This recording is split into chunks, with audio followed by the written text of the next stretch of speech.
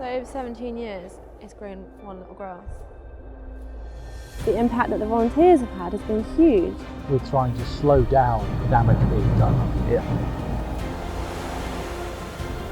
So I'm a member of the BMC and I love climbing and walking and just being in these hills and landscape, and I don't actually know that much about the landscape and about the habitats and the biodiversity that's here, and I thought it's really important that I come and learn a bit more about it and also how I can take care of it and give back to it Right, as well. today we're going out to do vegetation monitoring on peat though. I'm Barry, I'm leading the vegetation monitoring today. We'll be going out to look at the quadrats and to check vegetation as it has changed since we did the original restoration work.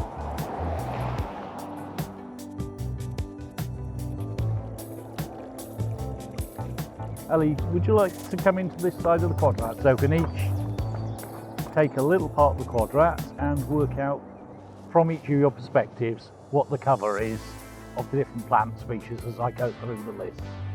The trees and shrubs you're likely to get here are birch and willow, and they're going to be like this big, slates. So what do you reckon, about 2%? Yeah. A couple of hands, yeah. Yeah, probably overall. And it's interesting because each of these little squares is a small piece as part of the bigger picture, because you can see how everything's changed and regenerated, and at what stage it's in, whether it's got lots of invasive species or whether it's becoming more like the natural moorland that it should be. I spend a lot of time outside up on these moors and usually going climbing.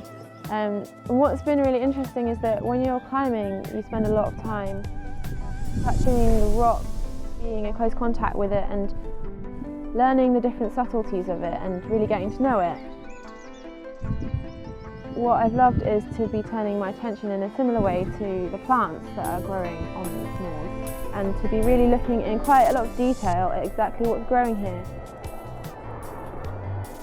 Going back a couple of hundred years, you've got basically the Peak District sat there, the Industrial Revolution started, Manchester, Sheffield, each side, pumping out sulphur dioxide, acid rain, hills, as well, all the living layer of sphagnum. When there isn't a layer of vegetation there, the rain comes down and you've got bare peat and it just washes straight off. The peat level should be here. I should be here in peat. Once it's started, there's nothing really to stop it until you get some vegetation back. So the initial work that's being done is just to get something there to stop this erosion. We need the volunteers helping with sphagnum planting.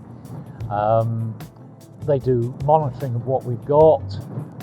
They do helping with the dams to slow down the water flow off the moors. Got a huge range of tasks that are all to do with trying to slow down or reverse the damage being done up here.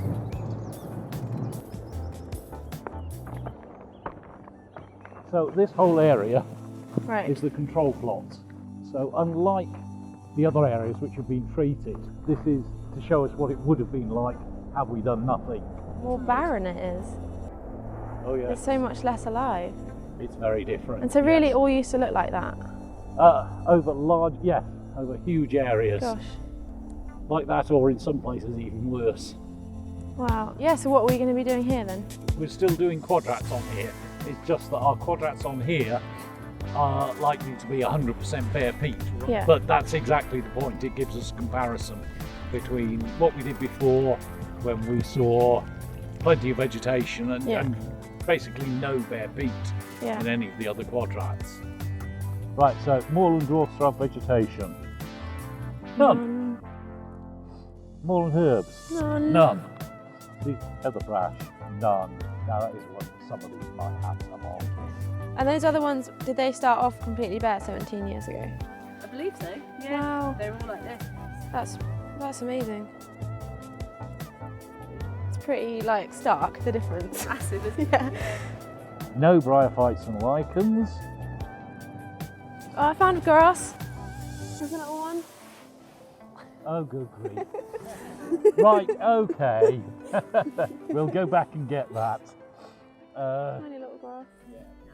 So over 17 years, it's grown one little grass. Yeah. Wow. Only just as well. That is crazy. Wow. You know, when you come to the moorland and you see it as this, you know, wild, almost a bit homogeneous, or it's kind of see it as a whole. And what's been really interesting today was to kind of unpack it and go into the history of it and the context of everything that's happened here, and really to learn that a lot of the way it is has been shaped by humans. And yeah, in terms of these like hills and hummocks, that's all from the Industrial Revolution and the acid rain. But to know that by the same token that humans have degraded it and impacted it, we've also got this huge capacity for restoring it, and that's happening here. And you really see that when you look at this bare square and then the square that's really full of life. With a few quite simple interventions and treatments, it's a massive difference, and that's a human difference. The impact that the volunteers have had has been huge. I'm just really grateful that the Moors for the Future are doing this kind of work, that they're bringing more life to our landscape, and we're not just using the landscape. You know, I go out and I walk and I climb, and that's in a way that's use of the landscape. I'm not really giving anything back to it, but I feel like this project, and by engaging with this project, is a real possibility of actually tangibly giving back to the landscape, to restoring it, to creating more life for all species.